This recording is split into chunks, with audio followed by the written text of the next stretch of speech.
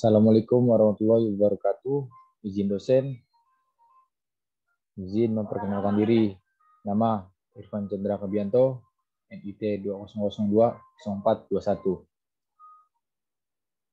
Nah, kali ini kita akan membahas topik tentang digital entrepreneur. Ya.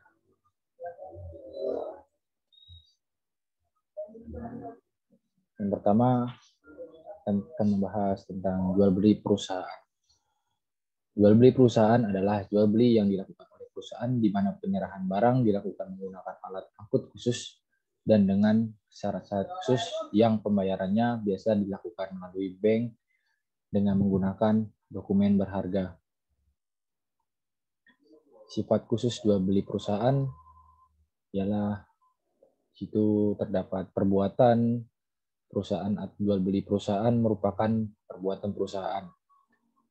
Menurut pola perbuatan tersebut direncanakan terlebih dahulu tentang untung ruginya dan segala sesuatu dicatat dalam pembukuan. Jadi jual beli ini bukan untuk kepentingan sendiri sebagai konsumen, tetapi untuk kepentingan perusahaan atau jabatannya dalam perusahaan.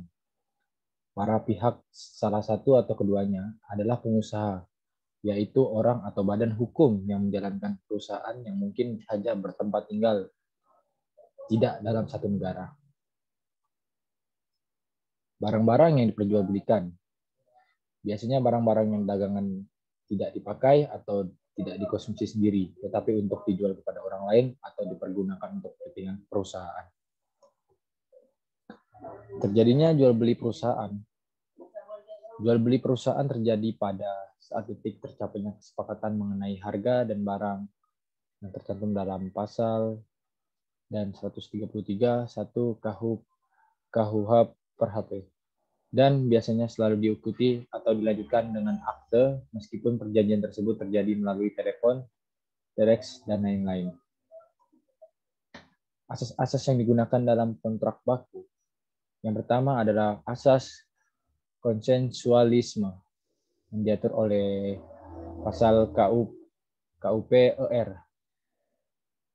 Yang kedua, asas kebebasan berkontrak atau pasal diatur dalam pasal KUHP OR. Ketiga, ada asas kekuatan yang tertentu dalam pasal 1338 KUP OR. Asas konsensualisme mengandung pengertian bahwa suatu perjanjian pada umumnya tidak diadakan secara formal, melainkan cukup dengan kesepakatan antara kedua pihak saja. Kesepakatan merupakan persesuaian antara kehendak dan pernyataan dari kedua belah pihak. Asas kebebasan berkontrak.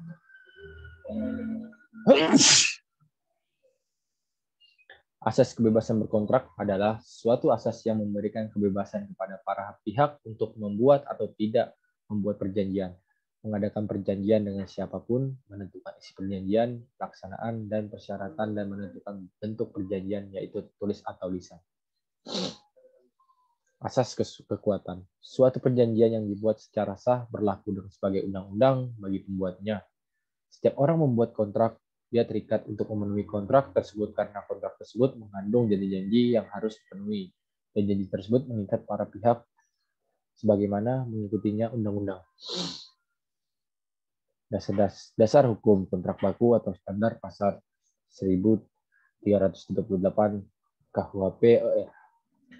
Penting perjanjian itu tidak terlarang. Tidak dilarang undang-undang dan tidak dilarang atau bertentangan dengan kesusilaan dan ketertiban umum. Mungkin hanya segitu saja yang bisa saya sampaikan. Sekian dari saya. Mohon maaf tidak ada salah kata yang kurang berkenan. Sekian dari saya. Terima kasih. Assalamualaikum warahmatullahi wabarakatuh.